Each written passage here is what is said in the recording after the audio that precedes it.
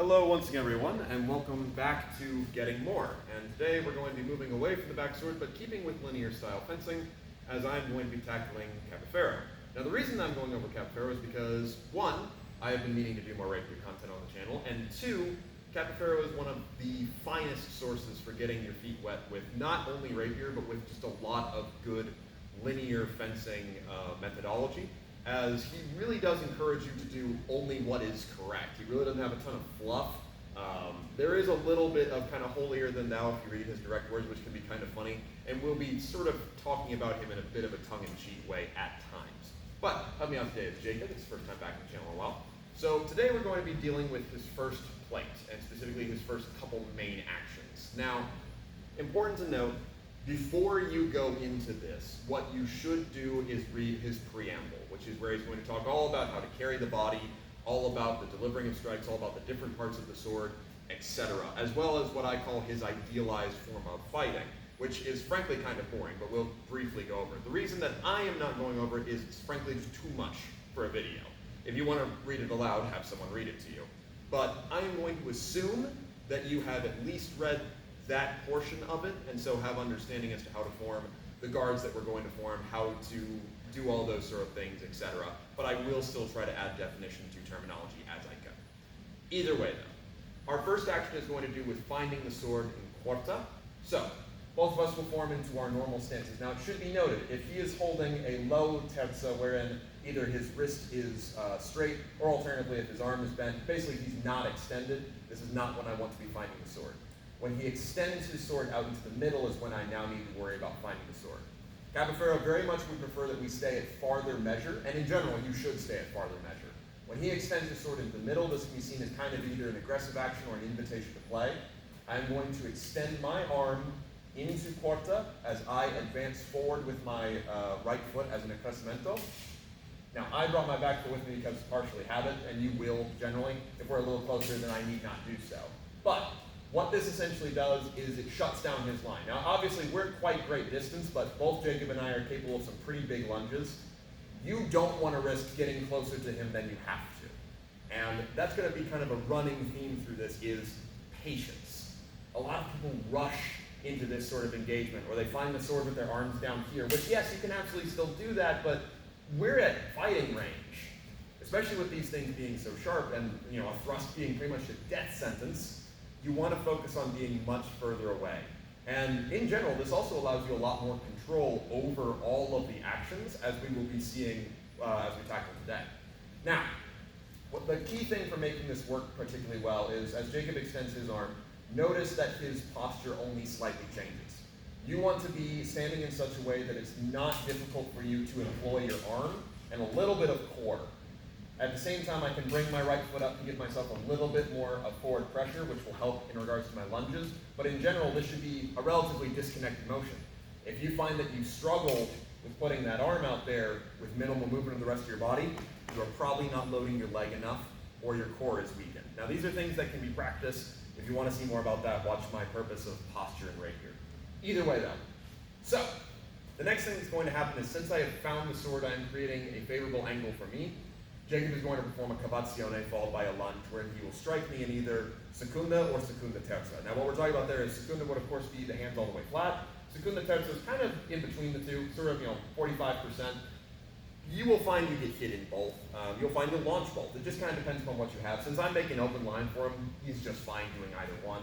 So here's that again. He extends, I find the sword, he performs a cavazione, and then strikes me. Now note, Jacob didn't go forward until his tip was lined up with me. Do I recover?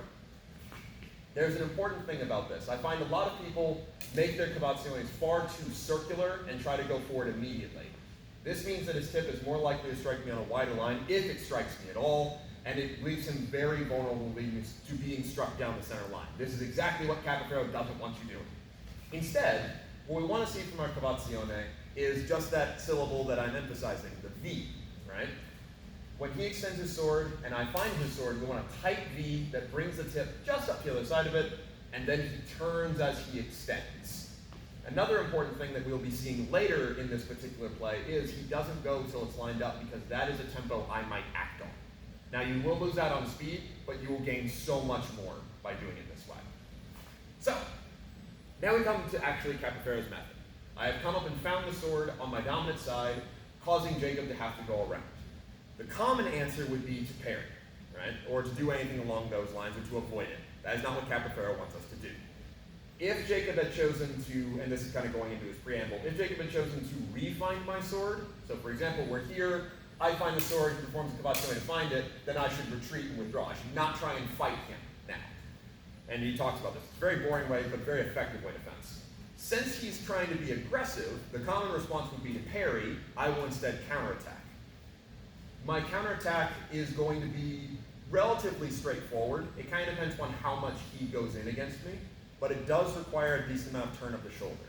So, we'll show it slowly at first. He extends his arm, I find his sword with my accrescimento, he performs his cavazione, and starts coming in. I'm going to turn fully into Quarta, which brings my left shoulder up at the same time, so that I am lined up against his head as he is coming forward. Now, if he's being judicious, he's someone that's not going to lunge too immediately. I want to catch him just as he's starting his lunge, and I can follow with my lunge, which I will show now. So, he extends, I find, he starts his lunges when I go at it. Now, I went over his head, oh well, things happen. But, point being, this is about as deep as I'm going to lunge on this particular action. He started his attack, I am choosing to attack in first. We'll show that again. There we go, that's the sweet spot. Now, another thing to pay attention to is, one, this is supposed to punch through the skull. So what you want to be aiming at is I'm aiming currently at his throat/collarbone. This is partially so I don't hit him directly. That can quite hurt in modern practice. We don't want that happening. So if I skip off or catch things along those lines, I don't really care. Number two, you want your hand to be relatively flat when you're landing this strike.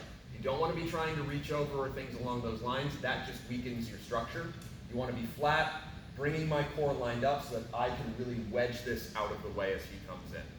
I'm still doing a normal style lunge, note that I'm still passing my arm back, etc. This just gives me more alignment as I strike. We'll show that one more time. And this again is me lunging because Jacob is being reserved. Take one step back. There we go. There we go, that was a nice one. Now, you may occasionally find you get more than you bargained for, like that first one and this one, where I end up striking him in the far shoulder. This is not a huge problem, because he cannot strike me at the moment. Now, the next action, and the more common one that you're going to do, and the one that we mostly land this on, is someone is being a bit more aggressive. As soon as he cavaziones, he will try to strike me in Secunda. Now, he is still doing a lunge, we'll talk about the passing step later, but this will still work against someone doing a passing step as a note. So, for this, if I lunge forward, yes, I'm going to strike him, but there will be two problems. Number one, I'm limiting the amount of time that I can move. Basically, let's not use our swords, but go on to guard. As Jacob lunges, if I also lunge, we both get to a very, very tight measure. Now, if I'm good, if I'm lucky, and I get everything in line, it's no big deal. My sword will go through them, or in this case, it'll flex. But if I don't, then I am forcing myself onto the blade and limiting my amount of time. A very simple mathematical bit for fencing. Distance equals time, time equals life. If you're far enough away, you have all the time in the world. If you have all the time in the world, you can see everything coming and react to it. So, instead what I'm going to do is wound him with a firm foot. Now this can be done in a couple different ways. If need be, I can do a small accrescere. Alternatively, I can just shift onto my forward leg, or I may not need to do anything of the nature. I could be able to just turn. Bear in mind though, if I do the latter one, I'm going to have to use a lot more of my back shoulder. So essentially what I'm doing is if I just shift my weight forward, it's like I lunged. Nothing really changes, just I didn't pick my foot up or really push off my back leg. If I don't, it's much more like I'm moving into the forward stance that you would see in Fabris, because I have to put my hip back in order to support that shoulder since I'm not getting any forward application. But for this, Jacob will be lunging as he does his attack. He extends, I find the sword, and there. And as we see, I did the rearward weighted one. I still perform my thrust the exact same way. I am going in against him. It's just rather than going forward with my body, I'm going forward with my arm. Speaking of which, as this can be a bit that people struggle with, what do I mean by going forward with my arm? Basically, this is not to be thought of as I'm going against his sword. In fact, I'm not even really looking at Jacob's sword. let's do that really slowly. We don't have to worry about stance, right? When I find his sword and he starts going under and then coming forward, if you go against his sword, you're going to end up with way too wide of an angle and your tip will be off center because you're making yourself strong. Instead, what you want to think about is as soon as he's starting to come forward, I'm stabbing right over his hand into the middle of this cone that he just made. Because even his most judicious and tight cavazione will still have an opening for him. Basically, and Capoferro will be laughing at this, stab him first. That's pretty much the answer. Really, the less you worry about his sword, the better. It does take a decent amount of practice, but I do find doing this particular counter thrust without moving is very good practice for that, because if I don't use my arms, if I don't extend, I'm not going to hit him. So here is that again. This time we'll go for realsies. We're here, he extends, I find the sword. Again, I'm applying my arms inward to get the shape that I want, as opposed to using my feet. And I got kind of a half transition there. Good. Now, that's his first play. That's how you would deal with 90% of people attacking you, and that went surprisingly well at Surf, right? But that's not the only thing you can do. Now we need to talk about the flip side. And this is why we're not attacking immediately out of our cavazione. There should be that slight pause. What we're going to do now is we're going to perform a feint by cavazione. This could also be kind of under the idea of a feint by intention, right? Because he is fearing me coming forward on the Secunda line as opposed to me actually coming forward on the Secunda line. And this is important. So what I mean here is now I will extend my sword, he will find it with the accrescimento, I will perform my cavazione, but I will stay back. Now, people will bite on different things, right? Jacob knows that I might fill that gap, so he may go as soon as I do this cavazione. Alternatively, he may be newer, may not see that as a threat, so I may need to start extending or turning into Quarta, Secunda, to get him to believe it. This is fine as long as you don't commit your hip. So what I mean by that is, he finds my sword, this is good, this can be a little better, this is now dangerous. Even that small movement, I'm limiting the amount of time, or time equals life, that I have to perform the next action. What I want to do here is bait him into getting rid of his own distance. When Jacob is held back, I can do as many cavaziones as I want, right? This doesn't bother him, right? The problem is, he knows if I come forward, he must do something. He either leaves or he goes in.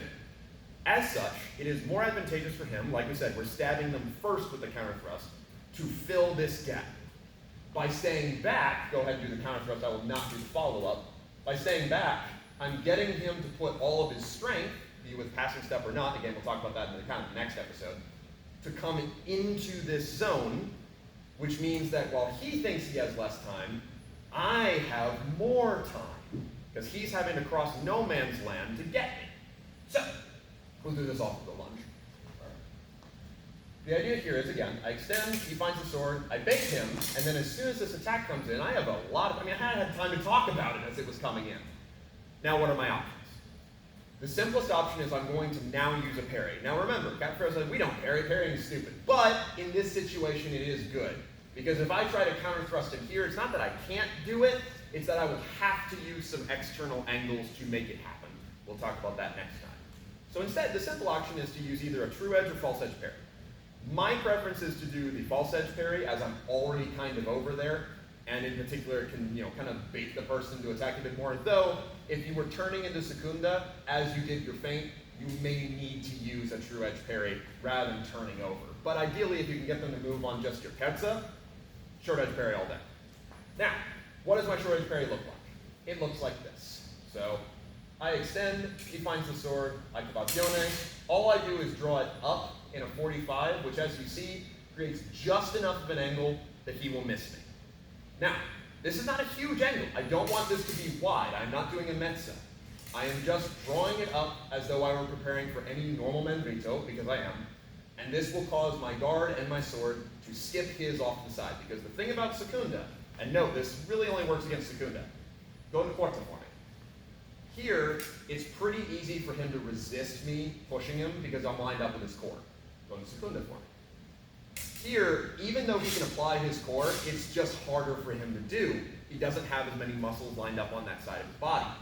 So, Secunda is particularly susceptible to little adjustments. So this only needs to be a little adjustment. Now, your mileage may vary as to how much it messes with his tip or not. You are probably going to get this parry if you do the timing correctly. It's just a question of how big of an opening you'll have afterwards. Now, I kind of already gave away the game. I've parried with my falso. What can I do next? It's going to be Mendrito time. There are a couple different ways you can execute this Mendrito. For those of you that are not as familiar with the Italian cutting angles, Mendrito means coming from your right side. In particular, this is a Mendrito fendenti, which comes downward, right? But it is usually just Mendrito, it's the head, right? So, I extend, he finds my sword, I cavazione, I parry. If I got a nice big wide line like I did right now, it is very easy for me to follow through with a lunge of my own as I cut down. Alternatively, if we're a little bit narrower, right, I still got a good parry, but I'm a little more concerned, I can step out with my back foot as I perform the same Mendrito. If he is recovering in the course of this, I will need to follow with a much deeper lunge, and bear in mind, look how much lower my tip got. Because he's going to be partially standing up and will also be able to raise his guard to cover if need be, I want to make sure that I have the best chance of getting my tip free, either to follow him with a thrust, which that's quite nice, or alternatively, getting my tip free to then deal with whatever he will throw against me. You can see this in the advice for fighting someone with sword and dagger, right? Either way though, let's show that one more time regular speed, and then we shall be done. So, I extend, he finds the sword, feint, parry, Mendrito. And thus we are done. So that's going to be episode 1. And that's also plate number 1. Well, not plate number 1, so I think it's technically like plate number 7. But either way, read the preamble first, see about how he wants you to stand, how he wants you to act, etc. Then go ahead and try these motions. As for practicing them, you can do them stagnant like we are, or you can start doing them with a little bit of motion, in which case that would be the invitation to start this would be, obviously agent, patient. I would find his sword, prompting him to do the cavazione, and either counter thrust, or he would find my sword, I do the prompt, blah, blah, blah, blah. You can also make this so both of you win, just kind of depends on who goes. I call this the game of and then. So, he finds my sword, I cavazione for real and attack, he wins. He finds my sword, I feint by cavazione, he should still be trying to counterattack me because that's what he's working on. And you find that all blends very nicely together. Either way though, thank you all very much for watching. We'll go over some other techniques another time.